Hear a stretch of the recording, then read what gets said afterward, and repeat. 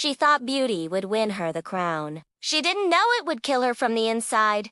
In the heart of Arvindel Castle lived Lady Rowena, celebrated as the most beautiful woman in the kingdom. Nobles traveled miles just to witness the pale glow of her porcelain-white skin, a look she maintained through the most elite beauty science of the medieval court. But behind this perfection was a deadly secret no one dared whisper. Her radiant complexion came from nightly applications of white lead powder, a poison that absorbed into her bloodstream with every stroke.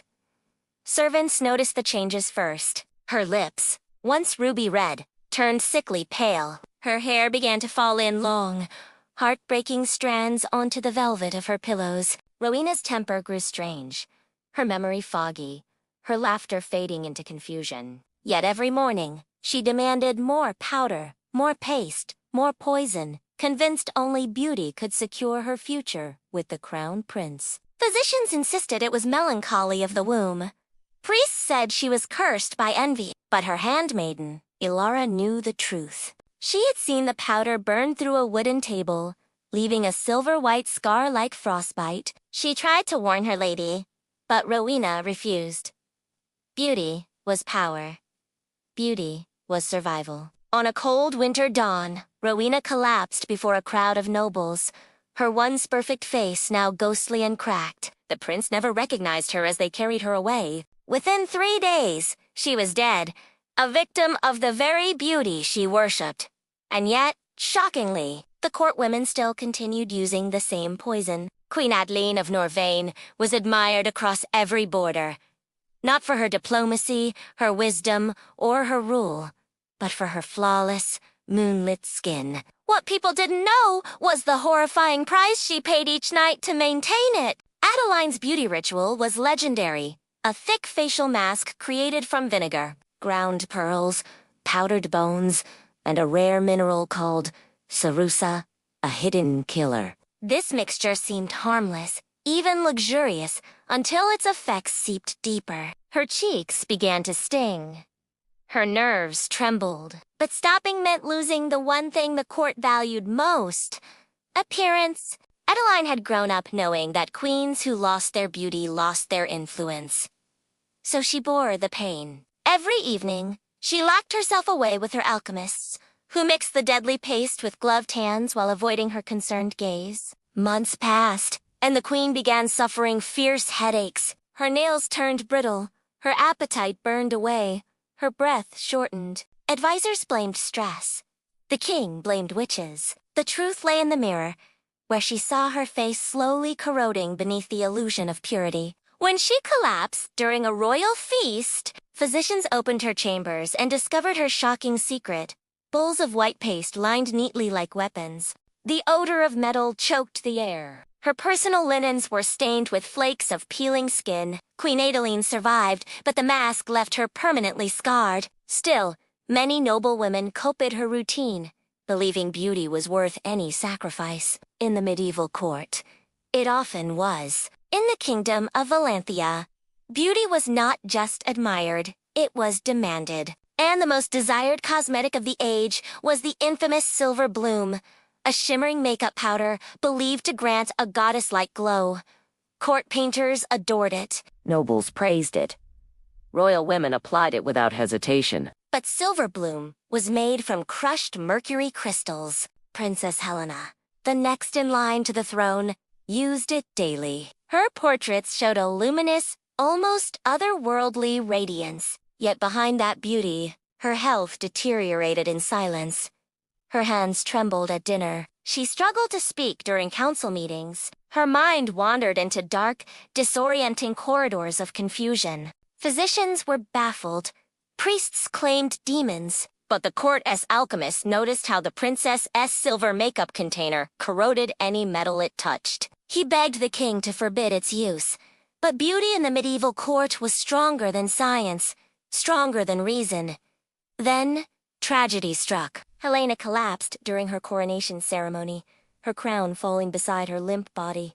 Her death was declared a mystery. But whispers began spreading across the kingdom as more royal women, her sisters, cousins, and distant aunts, fell ill with the same symptoms. Only when the entire royal bloodline showed signs of tremors, madness, and sudden death did the truth finally emerge. Silverbloom had poisoned nearly every daughter of their dynasty. And yet, even after the scandal broke, nobles secretly kept using it. After all, in court politics, a deadly glow was still better than no glow at all. Princess Eleonora of Varon was born into a world where beauty was not a choice. It was a royal duty. From the age of 9, she endured rituals designed to shape her into the perfect courtly figure. Some were harmless. Others, terrifying. One such ritual involved skin-purifying baths in which she soaked in hot water, infused with crushed alabaster stones and lead salts. The mixture tightened her skin and brightened her complexion, but also caused painful burns and invisible internal poisoning. Another ritual demanded she undergo eyebrow shaping with sharpened bone knives, a process that often led to infection. Her mother insisted these cuts were symbols of noble femininity, even when Eleonora lay feverish for days. Worst of all was the nightly blood stimulation treatment. Queen Mother claimed it kept the princess youthful. Servants pricked her face with dozens of tiny needles dipped in herbal oils mixed with venom from a rare mountain serpent. They believed the venom awoke the skin. It did, but with swelling, scarring, and nerve damage. As she grew older, Eleonora's body weakened. She fainted often. Her fingers trembled. Her vision blurred during royal gatherings. Yet stopping the rituals was out of the question. A princess belonged not to herself, but to the court. On her 17th birthday, she collapsed after a treatment session, her face dangerously swollen. The healer revealed the truth. Her body was shutting down from years of chemical poisoning and untreated infections. Princess Eleonora survived, but she was never the same. The court called her delicate. The truth, she was simply tortured in the name of beauty. In medieval society, pale skin meant wealth, purity, and superiority. Women would rather die than be seen as sun-touched.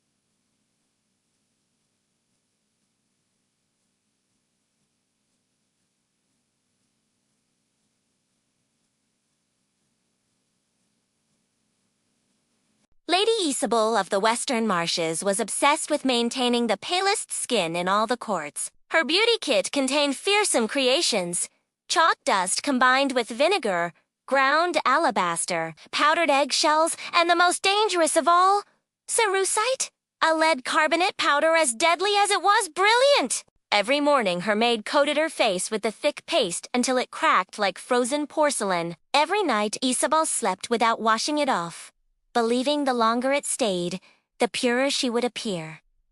Slowly, her health declined. Her gums bled. Her bones ached. Her skin, instead of glowing, peeled in harsh red patches beneath the white mask. The more damage the poison caused, the more layers she applied to hide it, creating a deadly cycle. One day, during a royal procession, Isabel began to bleed from her nose. Then her ears. The court gasped as the pale mask on her face melted under the sun, revealing bruised, rotting skin beneath. She collapsed into the arms of her horrified husband. Physicians worked desperately, but her blood was toxic. Days later, she died, her skin still caked with white powder. Her death became a warning across kingdoms. Yet, shockingly, noblewomen continued using the same deadly mixture. Because in medieval courts, beauty wasn't just dangerous, it was survival. In the lavish halls of Castellan Palace, The noblewomen envied one woman above all, Lady Seraphine, whose luminous skin and glass-like complexion were considered the height of elegance. Court poets compared her glow to moonlight on silver water, yet none of them knew the horrifying secret behind her beauty. Seraphine's radiance came from a rare cosmetic called Moon's Kiss, a shimmering cream imported from distant alchemical guilds.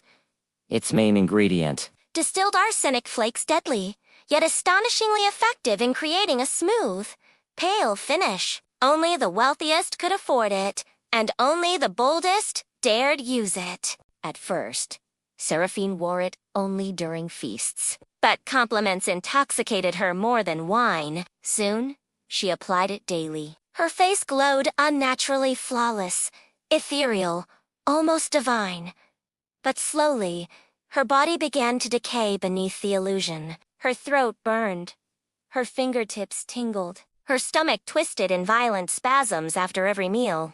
The palace healer called it noble digestion disorder, unaware that arsenic coursed through her blood like acid. One evening, during a grand dance, Seraphine momentarily lost her balance. When her dance partner took her hand, he recoiled. Her skin felt burning hot, like fevered metal. Later that night, she collapsed in her chambers. Her maid discovered her gasping for air, her once glowing face now blotched with greenish veins. The remnants of her cosmetic jar lay spilled beside her bed, its contents eating through the marble floor like venom. Seraphine survived, but her beauty was gone forever.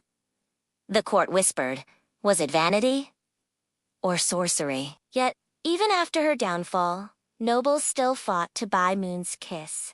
Beauty, after all, was more valuable than life. In the kingdom of Theralon, a terrifying beauty procedure swept through the court. The infamous skin renewal cure, advertised by foreign alchemists as a miracle. It promised to erase wrinkles, scars, and every imperfection. Noblewomen lined up for it, unaware they were signing a silent death pact. The treatment involved applying a thick ointment made of quicklime, goat fat, and crushed beetles when smeared onto the skin. It caused a burning sensation that women believed was the magic working.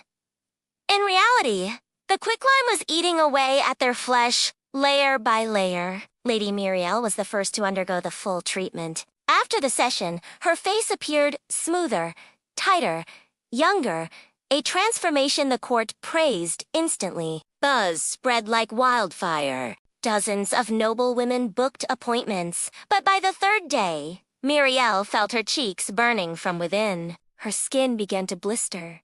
Red patches turned black. The sweet scent of perfume mixed horribly with the rotting smell from her wounds. Her husband summoned the castle healer, who tried herbs, oils, and prayers. Nothing slowed the decay. Soon, women across the court exhibited similar symptoms. Feasts turned nightmarish as nobles arrived wearing veils to hide peeling, infected flesh. Some lost their noses, others, their lips. A few died from fever caused by the spreading rot. Authorities banned the treatment, but it was too late. Damage had been done. Theralon's noblewomen became known across kingdoms as the Veiled Court, permanently disfigured by the pursuit of impossible beauty. Their obsession left them not youthful, but unrecognizable. The medieval court loved glamour, shimmering powders, exotic perfumes, tinted oils. But behind this dazzling world was a darkness the common folk never imagined. Lady Celestine, a young noblewoman of the Riverhold court, was fascinated by cosmetics. She collected jars from merchants, traveling scholars, and secretive alchemists. Her vanity tables sparkled like a miniature treasure vault, blues, pearls, purples, whites, all promising radiance. But hidden inside many of these powders were deadly ingredients. Copper salts that caused fever. Antimony that attacked the heart, and toxic berries crushed into rouge that slowly paralyzed the nerves. Celestine used them all. At first, people complimented her delicate glow. But over time, she suffered intense migraines, dizzy spells, and numbness in her hands. Her voice became weak. Her heartbeat irregular. One evening, while preparing for a ball, she collapsed beside her vanity. The healer found her surrounded by scattered powders, some so toxic they burned his fingers when he tried to clean them. Investigations revealed that multiple cosmetic sellers had used poisonous minerals to enhance color and shine. Worse, some were counterfeiters who mixed deadly materials to save money. Celestine survived, but spent the rest of her life with impaired vision and trembling hands. Her tragedy exposed the truth.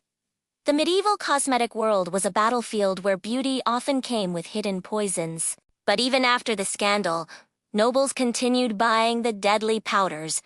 Vanity was stronger than fear. In the opulent citadel of Amswijk, beauty was seen as a form of royal power. And to maintain this power, noblewomen submitted to horrifying surgical procedures that would shock the modern world. One such procedure, needle lifting, involved sewing threads of animal sinew beneath the skin to tighten the face. The process caused swelling, fever, and unbearable pain, yet women endured it silently, desperate to appear youthful beside their monarchs. Princess Kayadada, admired for her elegance, underwent this surgery before her arranged marriage. She believed it would secure her husband's loyalty. Instead, it nearly took her life. The surgeon inserted the threads incorrectly, causing infection deep under her skin. Her face grew hot, red, and swollen. Within days, she could not open one eye. Her cheek turned purple. Her fever raged so high she hallucinated shadowy figures whispering in her room. Despite her agony, the court insisted the procedure had to be repeated to fix the damage. The surgeon returned, his knives glinting in the candlelight. During the second attempt, Clara collapsed, blood pouring from her stitched skin. The infection had reached her bloodstream. She survived. Bailey. But her once celebrated beauty was replaced with long, jagged scars that court artists desperately tried to hide in portraits. Whispers swept the palace. Was losing beauty worse than death? For many medieval noblewomen, the answer was yes. In the enchanted Valley of Armor, every noblewoman coveted the same cosmetic, a legendary facial paste called the Queen-S Blush. It promised instant brightness, rosy cheeks, and smooth skin. The secret recipe was held by a single family of alchemists who guarded it with their lives. But the truth behind the formula was horrifying. The paste contained crushed cinnabar, mercury sulfide, mixed with rose oil and honey. When applied, it created a flawless red tint. But over time, the mercury entered the bloodstream, poisoning the organs, slowly and painfully. Lady Althea, beloved across the kingdom for her charm, used the Queen's blush daily. Her cheeks looked youthful even in her late 30s, something unheard of at the time. Noblewomen begged her for her secret. But then, she began to weaken. Her hands shook. Her vision blurred. Her heartbeat stuttered unpredictably. She woke up sweating in fear, unable to stand without support. Her maid noticed Althea's teeth turning black, a chilling sign of mercury poisoning. Still, Althea refused to stop using the paste. "Without beauty, I am nothing," she whispered. One night, during a winter feast, she collapsed beside the king's throne. Physicians rushed to her chambers, but her condition spiraled. Her organs failed one by one, until her painful death 3 days later. When the alchemist family finally confessed the truth, they were banished, but the cosmetic continued circulating in secret. Because even after Lady Althea's death, noblewomen still risked their lives for the perfect rosy glow. In the ancient courts of Merinde, beauty wasn't just admired, it was demanded. Women were expected to maintain soft, porcelain skin even in the harshest winters. The nobles believed beauty proved purity, discipline, and divine favor. And to achieve this perfect skin, they turned to an extremely risky cosmetic trend: needle puncture creams. These creams were applied after tiny holes were poked all over the face with bone needles dipped in hot wine. Court physicians claimed the punctures opened the pathways for beauty to enter the skin. In reality, it opened the door to deadly infections. Lady Renata, known for her elegance, submitted to the ritual every few weeks. She endured thousands of punctures while sitting motionless in a chair, biting down on a leather strap as pain surged through her face. Afterward, her skin glowed, smooth, tight, luminous. But beneath the surface, Infection was spreading. Her cheeks swelled. Her jaw throbbed. Fever left her trembling in bed for days. Yet as soon as she recovered, the court pressured her to undergo the procedure again. Her beauty was her currency, her armor, her only shield in the political storms of the palace. One winter morning, Renata collapsed in her chamber. Her face was inflamed, oozing, barely recognizable. The infection had reached her bloodstream, causing sepsis, a death sentence in medieval times. Servants wept as the court physician admitted the truth. The beauty ritual had destroyed her body. Renata's tragic end didn't stop others. Instead, noblewomen whispered, "Better to die beautiful than live forgotten." In the high towers of Asterwyn Castle, noblewomen embraced a fashionable but deadly obsession: the elixir of radiance. Rumor claimed it erased wrinkles, softened skin, and granted a goddess-like glow. But the recipe was as dangerous as it was alluring. This elixir was brewed with powdered toadstone, vinegar-soaked pearl dust, and tinctures derived from poisonous nightshade berries. The mixture made the skin look ethereal, but poisoned the body slowly. Lady Ebedis, a young noblewoman engaged to a powerful duke, drank a small cup daily. She believed it would ensure her place beside him. Indeed, her face shimmered like moonlit water. Her complexion looked youthful, untouched by stress or time. But inside, her organs suffered. Her heartbeat grew weak. Her stomach twisted violently. Her veins darkened under her skin. Still, she continued drinking it after all. Beauty was her weapon in a world where women owned nothing but appearance. During a grand feast, Evelyn suddenly clutched her chest. Her body shook, her breath stuttered, and she collapsed before the entire court. Panic erupted. The Duke tried to lift her, but she was already unconscious. The royal physician recognized the signs of nightshade poisoning, but it was too late. Evelyn took her last breath that night, her skin still glowing beautifully, even in death. Her story spread across kingdoms as a warning, yet the elixir remained popular, sold secretly among nobles who feared aging more than dying. Beauty wasn't a gift in medieval courts. It was a fatal addiction. The kingdom of Maranthia boasted the most beautiful queen in all the realm, Queen Lyria. Her skin shone like morning frost. Her cheeks carried a flawless pink tint, and her hair glimmered with unnatural brilliance. The entire court obsessed over her secret, but her beauty ritual was a disaster waiting to happen. Lyria's glow came from a rare imported ointment called Sun's Whisper, made with crushed gemstones, powdered shells, and a secret ingredient, ground serpent venom. It tightened the skin and gave it an ageless shine. At first, only the queen used it, but soon, noble women demanded access. Wealthy merchants bribed guards to purchase small jars. Even the princesses used it before feasts. The entire royal court glittered with unnatural radiance. Then the poisoning began. The venom began affecting their nerves, causing muscle spasms, blurred vision, and sudden fainting spells.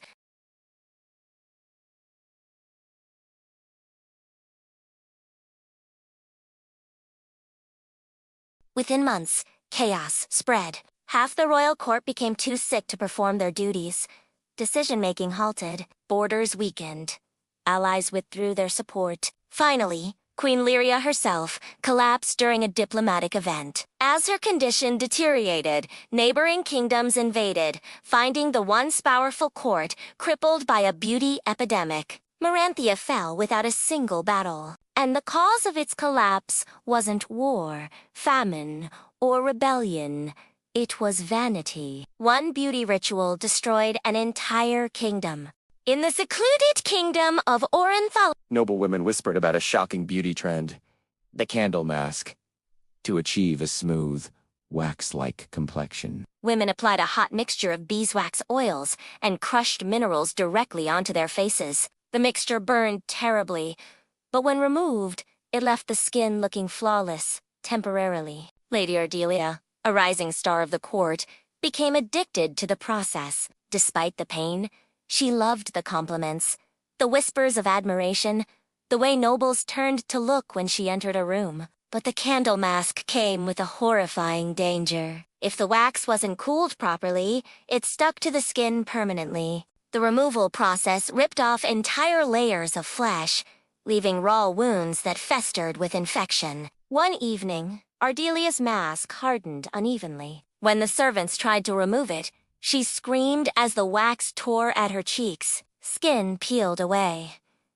Blood pooled beneath the golden light of the chamber. She fainted from the agony. The court physician tried herbs, cooling oils, and poultices, but the damage was catastrophic. Within days, infection spread. Fever consumed her. She never regained consciousness. In the aftermath, the candle mask was banned, but nobles continued using it secretly during midnight gatherings, desperate for that momentary perfection. And so, the trend survived in silence, hidden in the shadows of palace beauty rooms. A deadly ritual, too tempting to abandon. Lady Thalia of the Dawn Court was renowned for her flawless appearance, thick hair, soft skin, delicate features. But the truth behind her beauty was far more tragic than anyone imagined. She followed a ritual known as the 7 Purifications, a complex routine passed down through generations of noble families. Each purification was more dangerous than the last. The first used acidic berry juice to lighten the skin. The second required heated metal clamps to curl the eyelashes. The third used sharp shells to exfoliate until the face bled. The fourth burned off facial hair using a mixture of resin and pitch. The fifth involved inhaling toxic incense, believed to open the lungs to beauty. The sixth demanded sleeping with a cloth soaked in vinegar and lead paste. And the seventh, the most dangerous, required a full-body herbal wrap containing poisonous roots. Thalia endured all 7 every week. Her skin appeared perfect until her health began crashing. She suffered constant coughing fits. Her vision dimmed. Her hair fell out in handfuls. She fainted often, but the court refused to let her stop the ritual. A noblewoman's beauty was considered a political asset. One evening, after completing the 7th purification, she collapsed and never woke up again. Her beauty had been admired by all, But no one admired the suffering behind it. her death became a whispered reminder. In medieval courts, beauty did not elevate women, it enslaved them. In the kingdom of Eldoria, perfumes were more than scents. They were symbols of power. Noble women competed fiercely in fragrance, each seeking the rarest oils and most exotic blends. But the most coveted perfume of all, Valoria's breath, carried a deadly secret. This perfume was created by master alchemists using jasmine oil, rose water, and a small amount of distilled belladonna, a poisonous plant believed to awaken feminine beauty. When applied lightly, it caused pupils to dilate, giving women an enchanting, doe-eyed appearance admired by the entire court. Lady Marietta, the king's newest favorite, wore it daily. Her presence was intoxicating. Men froze when she walked into a room. Women envied her. Even the queen whispered about her magical beauty. But the poison was eating her alive. Her heartbeat became irregular. She grew dizzy, often gripping pillars to stay upright. Her vision blurred into black spots. Servants noticed her hands shaking when she lifted her goblet during feasts. Still, she increased her perfume usage, terrified of losing her allure. One night, during a royal ball, Marietta collapsed. Her pupils were fully dilated, her pulse weak, her breathing shallow. The court healer recognized the symptoms immediately: belladonna poisoning. She died at dawn, the poisonous perfume still lingering on her cold skin. Terrified, the queen banned Valoria's breath, but black market alchemists continued selling it secretly to desperate noblewomen. Because in the medieval court, fragrance wasn't just beauty. It was seduction, competition, and sometimes death. In the iron-walled kingdom of Rendell, noblewomen endured a horrifying beauty ritual known as the Iron Mold. It was a metal mask, shaped perfectly to the face, heated until scorching, then placed over the skin to reshape imperfections. No one dared refuse it. Beauty determined, marriage alliances, and survival. Lady Fearin was famous for her bravery on horseback, but even she feared the iron mold. Yet the queen insisted every lady-in-waiting submit to it, claiming it purified womanhood. Servants heated the mold in the courtyard furnace. When it glowed orange, they carried it with long tongs to the chamber, where Fearin waited, trembling. She was forced to lie still as the mold was pressed onto her face. She screamed. The sound echoed through the castle halls. The burning metal scorched her skin, blistering it instantly. When the mold was finally lifted, layers of skin peeled off with it. Her face was raw, red, and agonizingly swollen. Physicians applied salves, but the wounds became infected. Fearin spent nights in fever, shaking uncontrollably, her once strong spirit fading. But the most terrifying part, the court demanded she undergo the ritual again once healed for proper results. She never made it to the second session. The infection spread to her blood, leaving her weak and delirious. She died quietly one night, her face still wrapped in linen. Whispers spread. The iron mold was not a beauty routine. It was torture disguised as elegance. Yet even after her death, the queen continued enforcing it. Beauty, in Rindal, was obedience. In the extravagant kingdom of Lérien, noble women followed trends more dangerous than any battlefield weapon. The latest craze was blood brightening, a beauty ritual believed to give cheeks a natural rosy glow. The process required pricking the skin with thorn needles, then rubbing crushed herbs into the wounds. It was painful, messy, and risky, but the results were immediate. Women looked flushed, youthful, and radiant. Lady Solda, admired for her elegance, became the ritual's most devoted follower. She pricked her cheeks, forehead, and even her chin daily. She felt the pain like fire, but loved the attention she received afterward.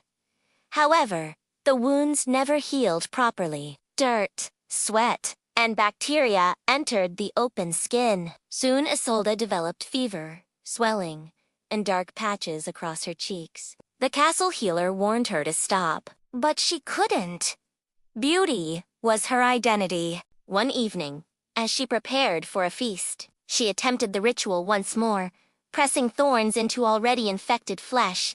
Within hours, her face swelled grotesquely. Her fever spiked. She couldn't speak clearly. By dawn, sepsis had taken over. Lady Isolde died in her chamber, her once famous beauty destroyed by the very ritual meant to enhance it. Her tragedy only increased the ritual's allure because nobles believed Isolde's mistake was not the ritual itself, but not performing it properly.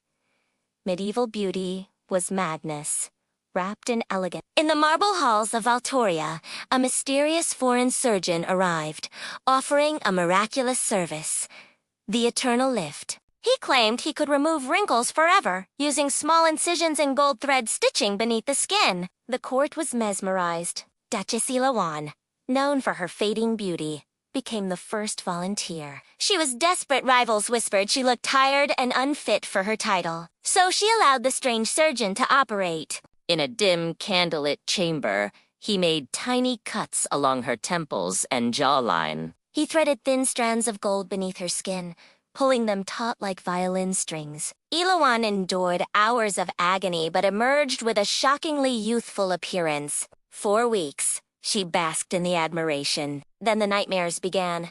Her face grew stiff.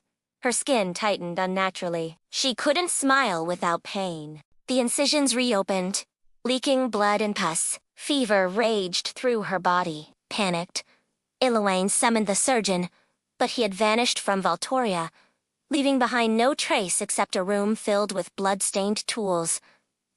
The infection worsened. Gold threads acted like traps, holding disease beneath her skin. Ilawan's body finally gave up, and she died with her face twisted in agony. The kingdom outlawed surgical beauty, but underground surgeons soon emerged, promising perfect faces to noble women willing to risk everything. Royal beauty wasn't just expensive, it was lethal. In the shadowed courts of Norhaven, superstition ruled everything, but nothing was feared more than witchcraft. Ironically, while peasants were executed for using harmless herbs, noblewomen willingly applied far more dangerous substances every day. Their makeup. The most popular cosmetic was witchlight powder, a shimmering white dust rumored to make women look ethereal. It contained crushed glass, bone ash, and deadly chlorides.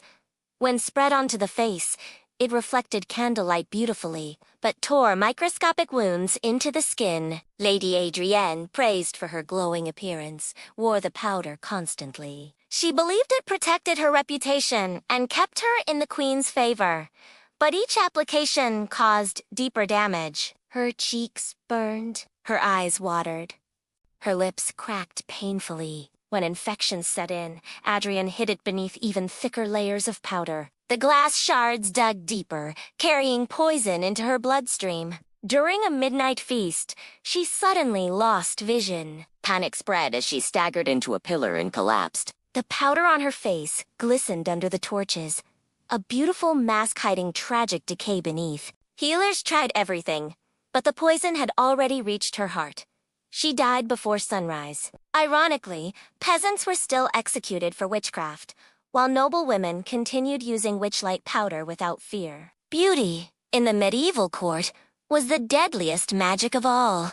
Deep within the hidden chambers of Arlander Palace, noblewomen whispered about an illegal beauty enhancer known as the Forbidden Glow. Was sold only at midnight by masked alchemists who swore it could erase years of age in a single application. The enhancer came in a tiny crystal vial containing a shimmering liquid made from crushed pearl dust, vinegar, and liquidized arsenic, a substance so toxic that even a drop on the skin caused burning. But the results were irresistible. Lady Coriana, once mocked for her aging appearance, purchased a vial in secret. After applying it, she was stunned by the transformation. Her skin tightened, her wrinkles vanished, and her face glowed like polished ivory. For a few weeks, she became the court's new icon of beauty. But then the nightmares began. Her skin thinned dramatically, bruising at the slightest touch. Her gums bled. Her hair fell out in clumps. Servants found her trembling at night, unable to stand without assistance. Still, she refused to stop using the enhancer, terrified of returning to her old appearance. One night, she applied more than usual. Within minutes, she collapsed. Her skin blistered violently, turning dark purple as the poison entered her bloodstream. By morning, she was gone. When investigators searched her chamber, they found multiple empty crystal vials hidden beneath her bed. She was not the first victim, and she would not be the last. The Forbidden Glow was banned, but nobles still purchased it secretly, because in the medieval court, Beauty was worth dying for. Queen Isadora of Ravrin was admired across all kingdoms. Her skin seemed untouched by age, her eyes bright, her cheeks delicately rosy, a perfect image of eternal youth. But behind that perfection was a ritual she hid from the world. Every night, she soaked her face in a liquid mixture called the Queen's Purity Bath. It was brewed by her personal alchemist using boiled rosewater, herbal extracts, And ground white lead. The mixture tightened her skin, making her look decades younger. The first symptoms were mild: dizziness, abdominal pain, and headaches. The royal physician called it stress. Isadora ignored it. Beauty was essential to her political power. But over the years, the poison accumulated. Her eyesight dimmed, her teeth loosened, her memory began slipping. She struggled to stand during court gatherings. Servants whispered about her sudden mood swings and fainting spells. Yet she continued the nightly ritual. One evening, during a winter coronation ceremony, the queen collapsed. Her crown rolled across the marble floor as nobles gasped. Physicians rushed her to her chamber, but her body was too damaged from years of poisoning. For weeks, she drifted between life and death. Her last days were spent in silence, her once beautiful face pale and swollen. When she finally died, the kingdom mourned a beloved queen, but only her closest attendants knew the truth. Her beauty routine had slowly, painfully killed her, and even after her death, Noblewomen tried to obtain the formula, whispering, "If it kept the queen young, it will keep us young too." In the silver court of Valdoria, beauty tools were passed among noblewomen like shared treasures. None more beloved than the royal carved comb. A delicate ivory comb believed to stimulate hair growth and enhance shine. But what the court didn't know was that the comb carried a deadly secret. Princess Alira used it first. After weeks of combing her scalp with the tool, she developed itching, swelling, and painful sores. The royal healer misdiagnosed it as an allergic reaction. The princess continued using the tool, and her infection spread. Then Lady Jareen borrowed the comb. Then Lady Mira. Then the queen herself.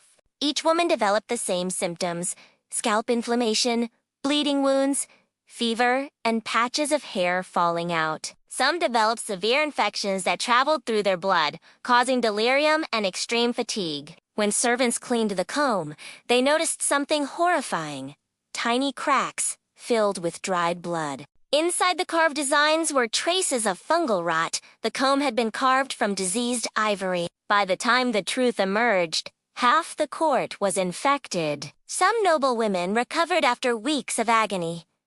Others were left permanently bald. A few died from fever that no healer could cure. The royal carved comb was burned in the courtyard, but the story lived on as a dark reminder. In the medieval world, even the most innocent beauty tool could carry death.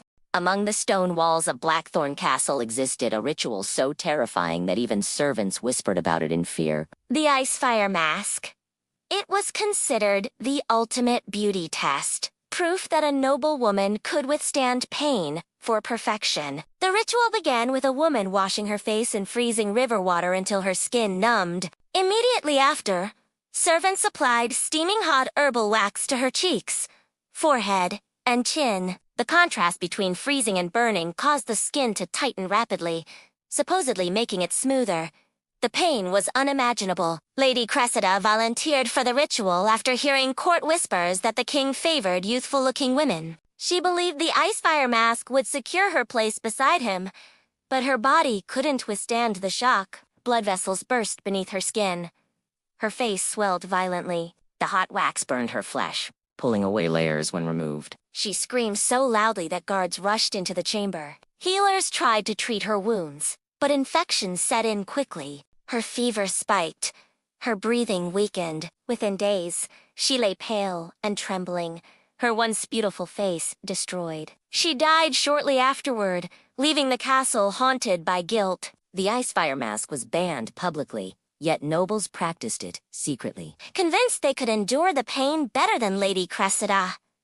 In medieval courts, beauty wasn't measured by looks, but by how much agony a woman could survive. Visitors admired the elegant portraits of medieval noblewomen, their glowing skin, smooth cheeks, delicate features. But what no one realized was that behind every portrait lay a horrifying beauty secret. Before being painted, noblewomen underwent a process called skin softening, which required them to sit for hours while their faces were coated with a mixture of vinegar, crushed seashells, and powdered limestone. The mixture burned terribly, but it made their skin appear smooth and bright under candlelight. Lady Helena, famed for her striking portrait, suffered the worst of it.